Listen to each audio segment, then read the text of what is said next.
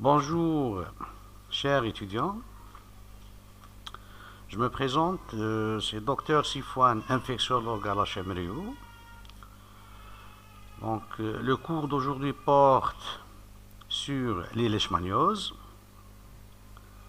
Il faut savoir que la leishmaniose est une parasitose largement répandue à la surface du globe. Et selon des estimations mondiales, plus de 370 millions de personnes sont exposées au risque de la piqûre du phlébotome. Il faut savoir aussi que la leishmaniose est considérée comme la deuxième cause de mortalité d'origine parasitaire après le paludisme. Et en Algérie, elle est considérée comme la parasitose à transmission vectorielle la plus fréquente. D'abord, avant de commencer, je vais vous présenter le plan du cours. Donc, on va commencer par des généralités. On va parler de l'agent causal, de l'épidémiologie. Ensuite, on va parler de la démarche diagnostique pour le diagnostic positif et différentiel. Et enfin, on va parler du traitement avec ces deux volets, curatif et préventif. Les objectifs de cette présentation, donc l'étudiant en médecine doit connaître, diagnostiquer une leishmaniose, argumenter l'attitude thérapeutique et planifier le suivi du patient, et enfin connaître les mesures préventives contre la maladie. On va commencer par des généralités. Donc, la leishmaniose est une parasitose anthropozoonotique due à un protozoaire flagellé du genre Leishmania, transmis par la piqûre infectante d'un phlébotome femelle. C'est une maladie à déclaration obligatoire qui pose un problème de santé publique par sa fréquence, par la gravité de ses complications qui peuvent être mortelles et de ses séquelles défigurantes. Elle pose un problème de santé publique par la surcharge des services médicaux lors des pics épidémiques et par le coût de la prise en charge médicale et préventive qui nécessite des investissements considérables sur le plan humain et financier. Sur le plan clinique, la leishmaniose est une maladie à évolution habituellement lente qui peut revêtir plusieurs aspects. Donc on distingue trois formes cliniques. Premièrement, on a la leishmaniose viscérale qui est la forme la plus grave et la plus mortelle. On a la leishmaniose cutanée qui est la forme la plus fréquente. Et enfin, on a la leishmaniose cutaneo-muqueuse. La thérapeutique des leishmanioses est dominée depuis le début du siècle par les dérivés stibiers, qui demeurent encore de nos jours les médicaments de première intention. Mais le meilleur traitement repose essentiellement sur la prévention. On va parler maintenant de l'agent causal. Il s'agit d'un protozoaire flagellé qui appartient à la famille des Trypanosomatidae et de l'ordre des Kinetoplastidae. Il existe au cours de leur cycle deux stades évolutifs distincts. Donc on a la forme amastygote chez l'hôte vertébré et la forme promastygote chez le phlébotome. Sur le plan épidémiologique, donc c'est une parasitose signalée dans plus de 88 pays répartis en 5 foyers.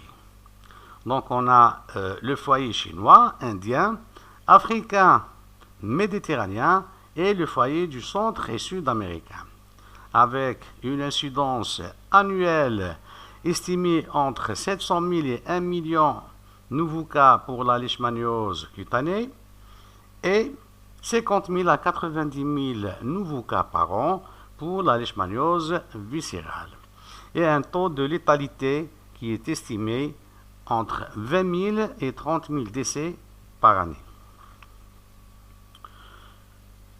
Le réservoir, donc, des mammifères domestiques ou sauvages représente le réservoir des leishmanioses zoonotiques, alors que l'homme représente le seul réservoir de la leishmaniose anthroponotique.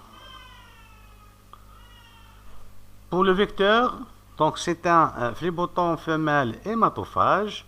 Il s'agit d'un moucheron piqueur de petite taille, à activité crépusculaire et nocturne, présent toute l'année en zone intertropicale et apparaît seulement l'été en région tempérée.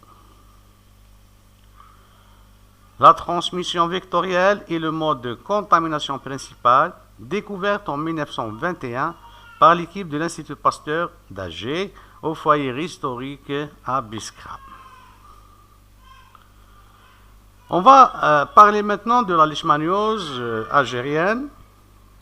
La L major est responsable de la quasi-totalité des leishmanioses cutanées zoonotiques et elle est fréquente aux étages arides et subarides avec une nette extension vers le nord ces dernières années. Le réservoir est représenté par les rongeurs.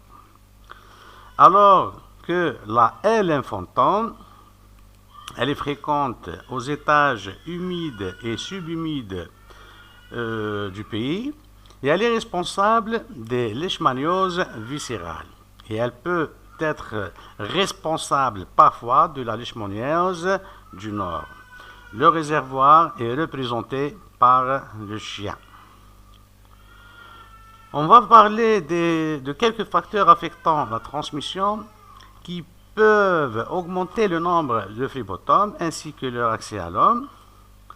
Donc on a les changements climatiques, la construction des barrages, on a aussi la construction sur des terres déforestées hébergeant une forte densité de rongeurs. On a aussi les mouvements de population et on a aussi les conditions socio-économiques défavorables, c'est-à-dire la pauvreté, la promiscuité et les mauvaises conditions de logement sanitaire. On va parler maintenant du cycle parasitaire. Donc, lorsque un phlébotome contaminé pique un être humain, il lui inocule par sa salive des promastygotes. Comme vous voyez dans cette vidéo,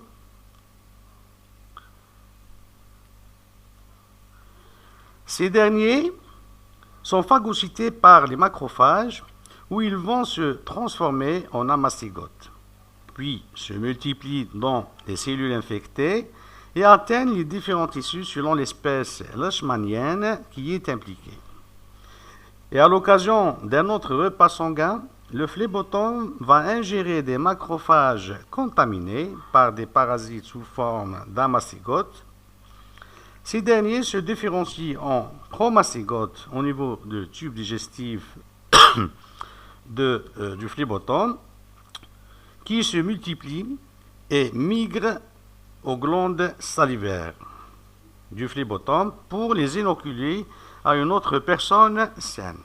Et le cycle parasitaire peut ainsi répéter indéfiniment.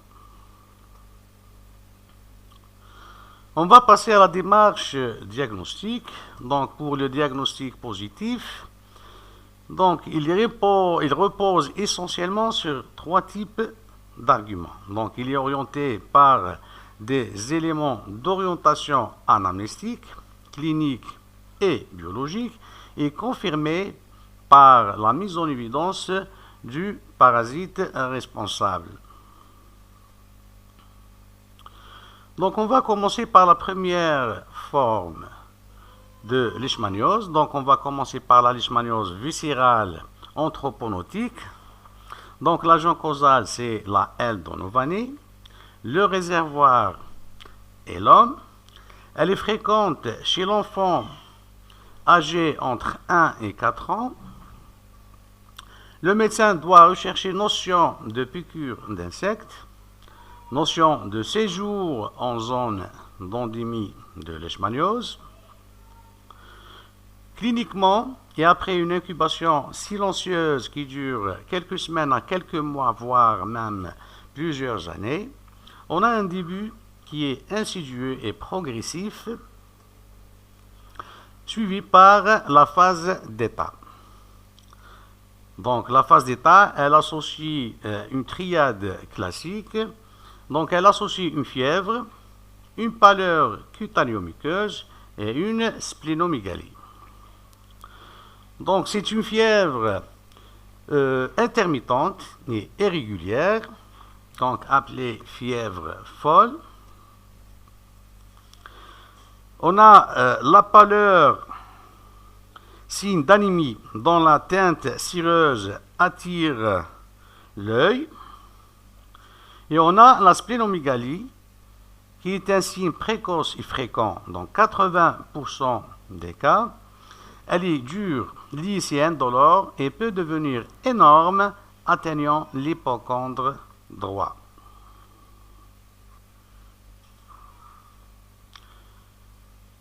Le tableau clinique peut associer d'autres signes cliniques, à savoir une hépatomégalie, des adénopathies périphériques, des signes cutanés à type de pigmentation bistre plus marquée en zone découverte, des lésions maculopapuleuses hypo- ou hyperpigmentées et des nodules dermiques. On peut rencontrer d'autres formes cliniques à côté de cette forme typique. Donc, il y a des formes dissociées ou polysymptomatiques chez l'adulte, ou des formes avec des localisations inhabituelles chez l'immunodéprimé, traduisant la diffusion polyviscérale du parasite. L'évolution spontanée, c'est-à-dire sans traitement, est mortelle, mais en cas de prise en charge précoce, donc l'évolution, elle peut se faire vers la guérison dans 85 à 95%. On va passer aux arguments paracliniques. Sur le plan biologique, donc on va commencer par des éléments biologiques d'orientation. Donc on trouve une pancytopénie qui est fréquente, avec une anémie normocytaire normochrome à régénératif. On trouve aussi une leucopénie et une thrombopénie modérée, parfois importante, expliquant le purpura et le syndrome hémorragique. Il y a des anomalies protidiques qu'on peut rencontrer aussi à type d'hypergamma-globulinémie et l'hypoalbuminémie, et un syndrome inflammatoire, c'est-à-dire une VS accélérée et une CRP parfois positive. La certitude, donc, elle repose sur l'isolement du parasite responsable de cette maladie, et on a aussi le diagnostic immunologique par la détection des anticorps circulants.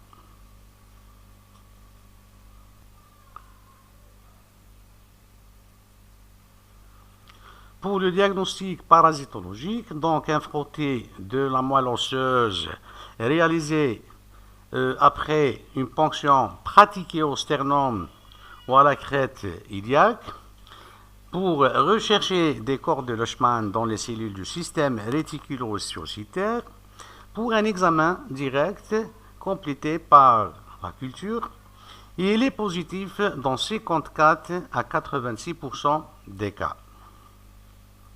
On a aussi le diagnostic sérologique. Pour le diagnostic immunologique ou sérologique, il consiste à détecter les anticorps circulants. Donc on a le test de l'immunofluorescence indirecte qui est sensible et spécifique. Et on a aussi le test d'ELISA qui est positif dans 90% des cas. Et il est significatif à partir de 1 sur 80.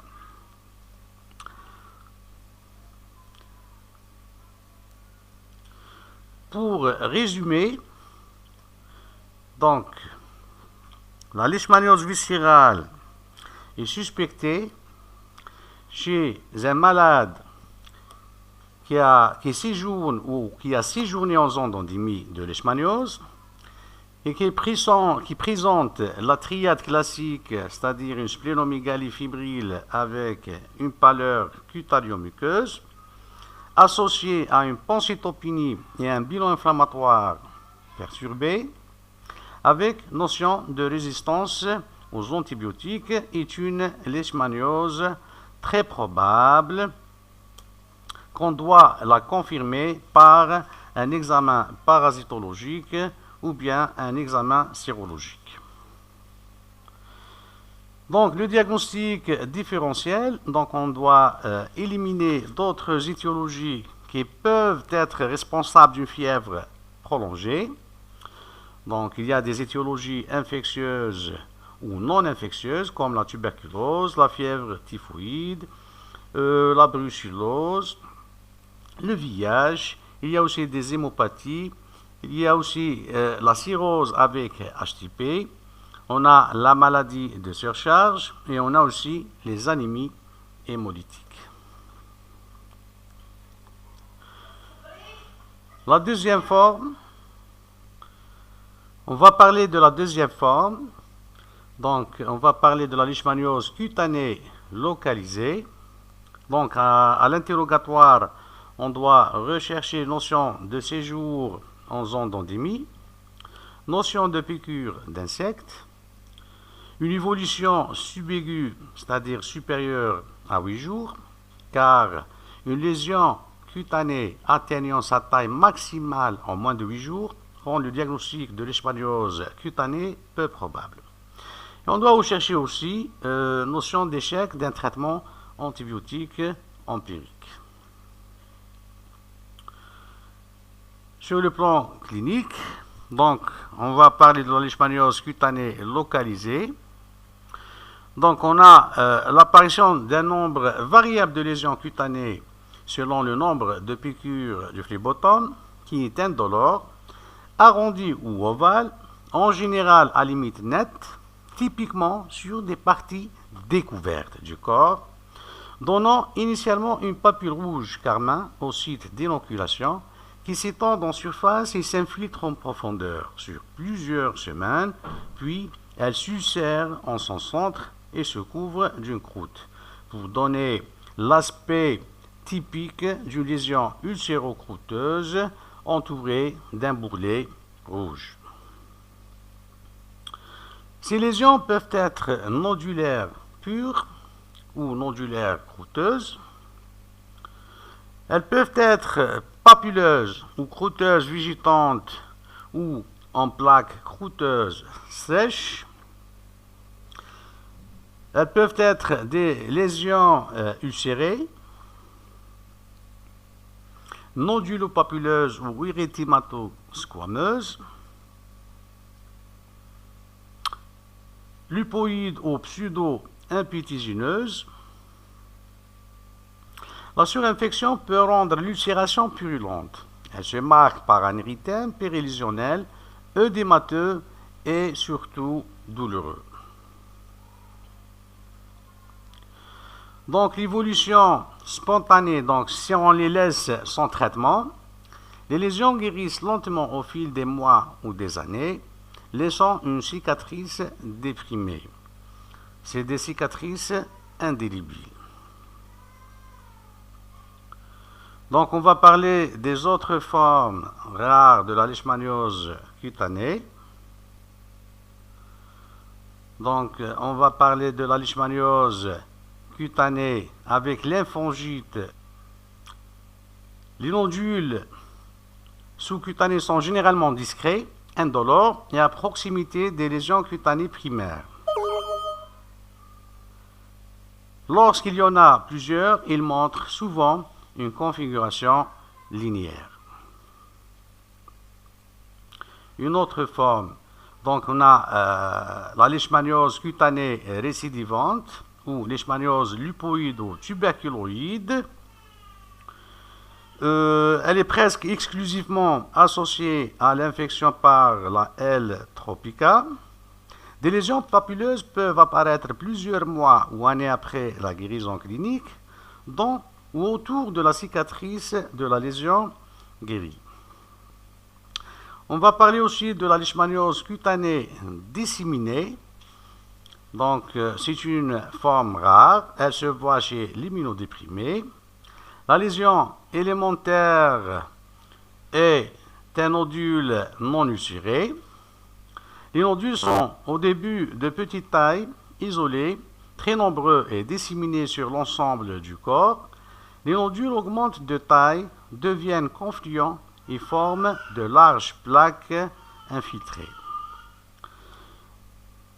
Elles donnent l'aspect d'un lépremateux avec un aspect léonin typique du visage. Cette forme de leishmaniose est rebelle au traitement classique et elle évolue vers l'aggravation par poussées successives entrecoupées de phases de rémission.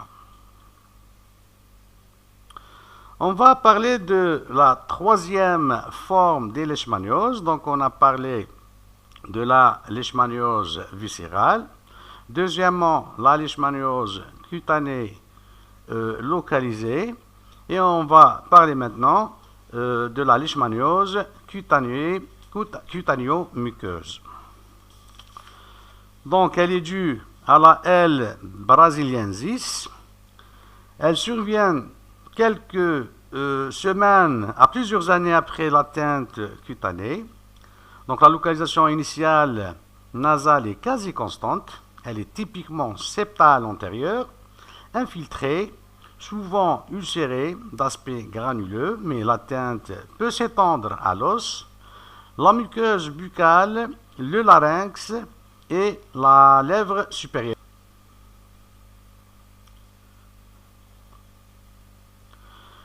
L'évolution spontanée est responsable des mutilations faciales spectaculaires et de gravissimes destructions du massif facial. Donc, les atteintes œsophagiennes ou laryngées peuvent entraîner des troubles respiratoires ou nutritionnels graves qui peuvent mettre le pronostic vital en jeu. Donc, je vais vous montrer quelques photos de la leishmaniose cutanéo-muqueuse.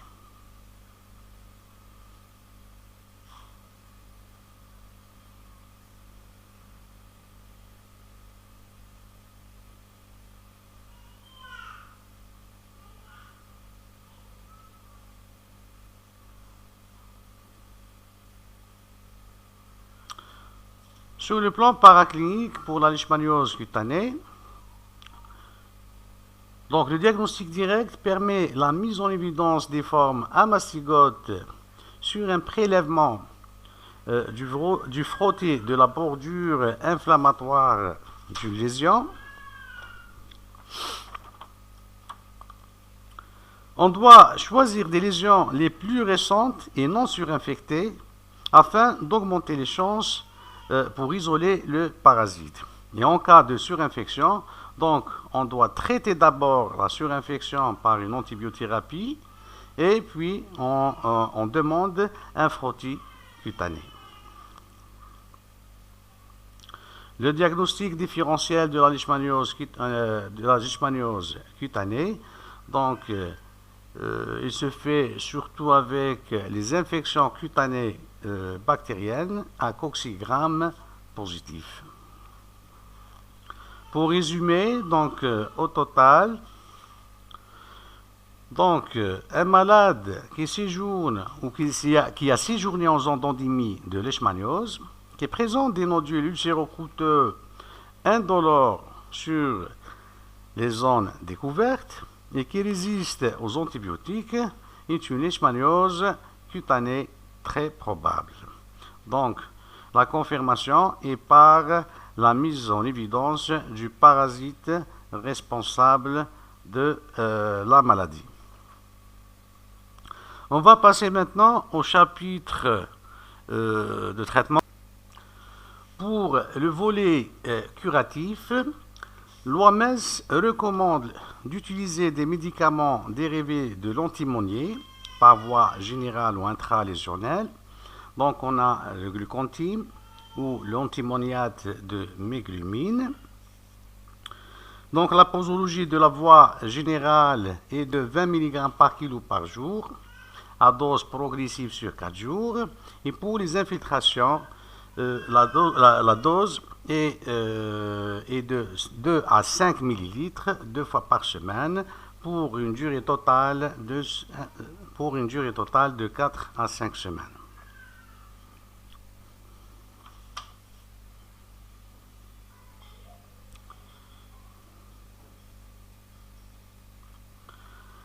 Les effets secondaires du glucontime administré par voie générale sont fréquents et on distingue deux types d'effets secondaires.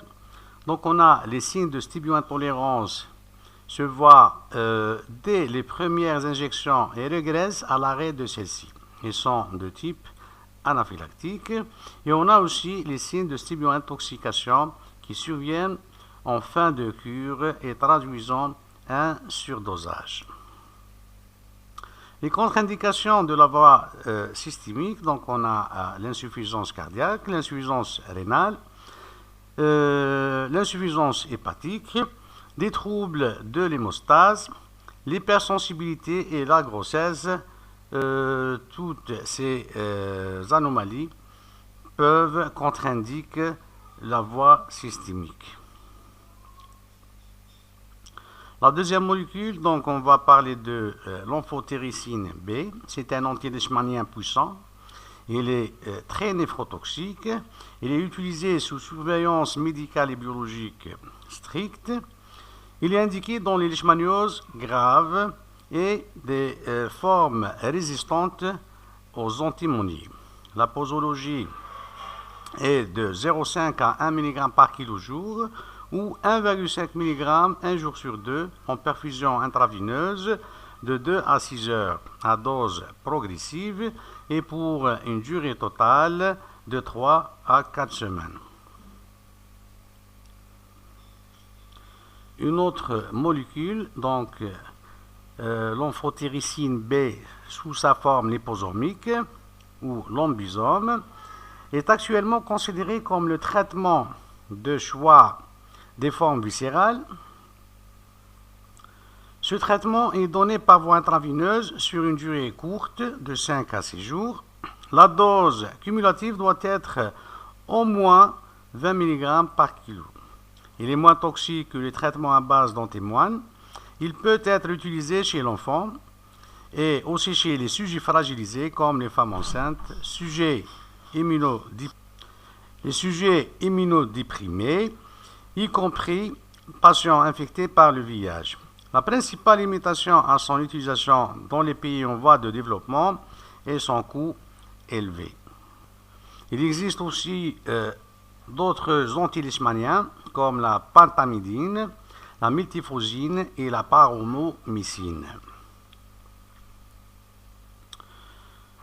Donc, on peut utiliser des moyens physiques lors de la leishmaniose cutanée. Donc, on peut utiliser la cryothérapie, l'oxygéné à des volumes, la thermothérapie, la radiothérapie et on peut aller jusqu'à l'exérèse chirurgicale dans certaines situations. Les indications thérapeutiques. Premièrement, dans la leishmaniose viscérale, le traitement fait appel à l'amphotéricine B liposomale. Les antimonies pentavalents sont aussi d'excellente efficacité, mais d'effets indésirables fréquents. Les récidives sont exceptionnelles chez l'immunocompétent et fréquentes chez l'immunodéprimé. Il ne faut pas oublier aussi le traitement symptomatique.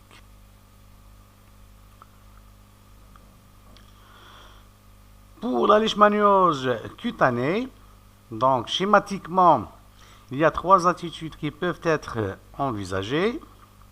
Donc la première situation, il y a certaines formes bénignes et d'évolution rapide. Donc l'abstention thérapeutique peut occasionnellement se justifier dans ces situations. Il est recommandé de nettoyer les lésions et de mettre un pansement sur la lésion sans traitement. On peut utiliser aussi de l'eau oxygénée à 10 volumes en application locale quotidienne de 2 minutes pendant 20 à 30 jours. Deuxième situation, c'est des cas avec 1 à 3 lésions cutanées dont la taille est inférieure à 4 cm qui ne sont pas potentiellement défigurantes ou handicapantes. C'est l'indication des infiltrations périlésionnelles d'antimonier pentavalent à 1 cm des bords aux 4 points cardinaux 2 fois par semaine pendant 4 à 5 semaines, associés ou non à la cryothérapie. On peut utiliser aussi de l'eau oxygénée à 10 volumes en application locale quotidienne de 2 minutes pendant 20 à 30 jours aussi. Troisième situation, c'est l'indication de la voie générale. Donc, le bilan pré-thérapeutique est obligatoire. Donc, il nécessite une surveillance clinique et biologique très stricte.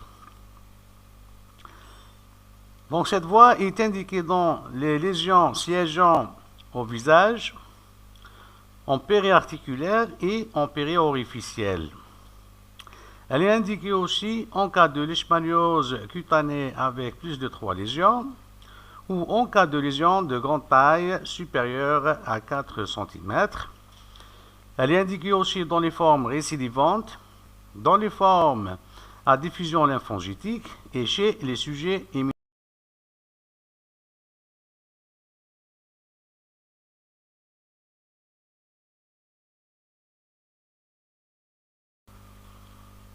On va parler maintenant du volet préventif.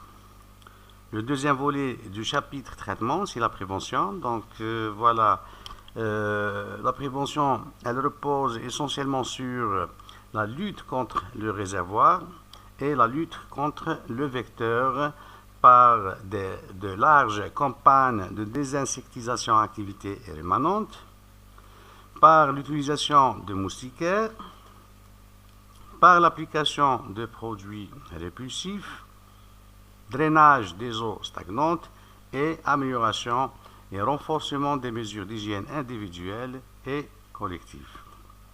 En conclusion, donc la leishmaniose est une maladie à transmission vectorielle la plus fréquente en Algérie. Elle pose un véritable problème de santé publique par sa fréquence et par la gravité de ses complications qui peuvent être mortelles dans la leishmaniose viscérale. Le diagnostic est facile pour les formes typiques. Il est orienté par des éléments anamnéstiques, cliniques et biologiques et confirmé par la mise en évidence du parasite responsable. La thérapeutique des leishmanioses est dominée depuis le début du siècle par les dérivés stiviers qui demeurent encore de nos jours les médicaments de première intention. Le meilleur traitement repose essentiellement sur la prévention qui nécessite un investissement considérable des ressources financières et humaines afin de lutter contre la maladie et de ses complications graves. Donc on a terminé avec le cours des leishmanioses. Donc on va faire une évaluation par des cas cliniques.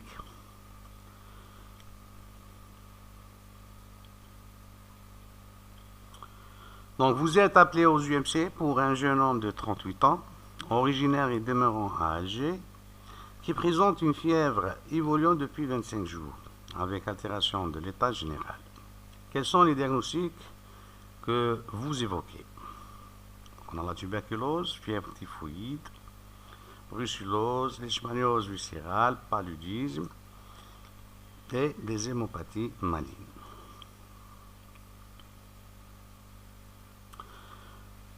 Il n'y a pas d'antécédent pathologique chez ce patient en interrogatoire, pas de cas similaires, pas de notion de séjour en zone d'endémie palustre, ni de notion de consommation de produits liquides non pasteurisés. Dans l'histoire de la maladie, donc c'est une fièvre rebelle au traitement antibiotique et symptomatique avec notion d'épistaxis. Le malade à l'examen clinique est cachectique. Attention, 10-5, fréquence cardiaque 100 battements par minute, fréquence respiratoire à 25 cycles minute, saturation à 95%, température 39. L'examen physique retrouve une hépatosplinomégalie avec une pâleur cutanéo-muqueuse. Sur le plan paraclinique, on note une pancytopénie avec une leucopénie à 3200, hémoglobine à 7 grammes, des plaquettes à 40 000, ionogramme sanguin, glycémie, bilan hépatorénal et hémostase correct, CRP à 48, VS 50-90, sérologie de Wright, hémoculture et coproculture négatif et téléthorax sans anomalie. Quels sont les diagnostics les plus probables? Donc on a la tuberculose hématopoïétique. Les éléments pour, donc l'Algérie est une zone d'endémie, est un pays endémique de tuberculose. On a aussi l'installation progressive du tableau clinique et la pancytopénie.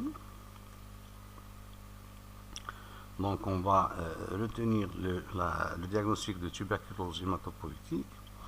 Fièvre typhoïde, elle est écartée devant ces éléments contre, donc pas de cas similaire, pas de dissociation température pouls, hémoculture et coproculture négative. Le paludisme, pas de notion de séjour en zone d'endémie palus, donc écarté. Brucellose, pas de notion de consommation de produits laitiers non pasteurisés avec une sérologie de Wright négative. Leishmaniose viscérale, élément pour, donc l'Algérie est une zone d'endémie. On a aussi l'installation progressive de la symptomatologie. Donc, il y a notion de fièvre rebelle aux antibiotiques. Cliniquement, il y a la triade classique, donc hépatosplinomégalie fébrile avec une pâleur cutanéo-muqueuse. On a aussi la pancytopénie et un bilan inflammatoire perturbé. Donc, on va l'évoquer. Les hémopathies malignes. Donc, des éléments pour, on a l'installation progressive. Notion de fièvre rebelle aux antibiotiques avec hépatosplinomégalie et pancytopénie. Donc, le diagnostic est peu probable aussi.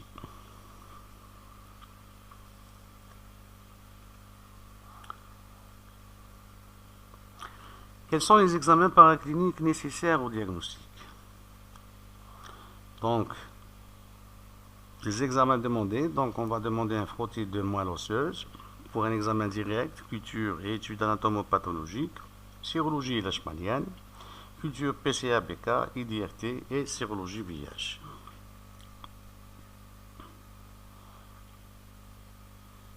IDRT et bacilloscopie négative, étude anatomopathologique, pas de cellules tumorales.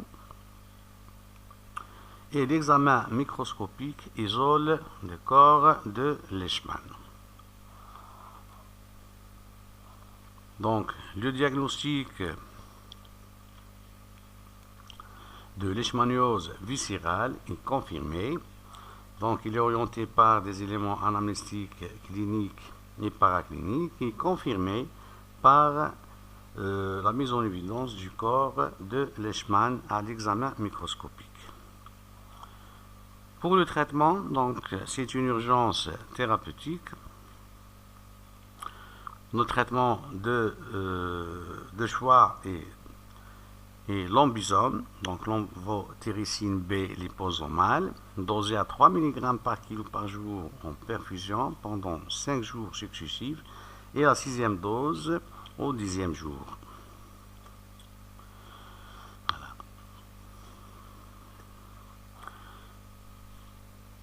Deuxième cas clinique.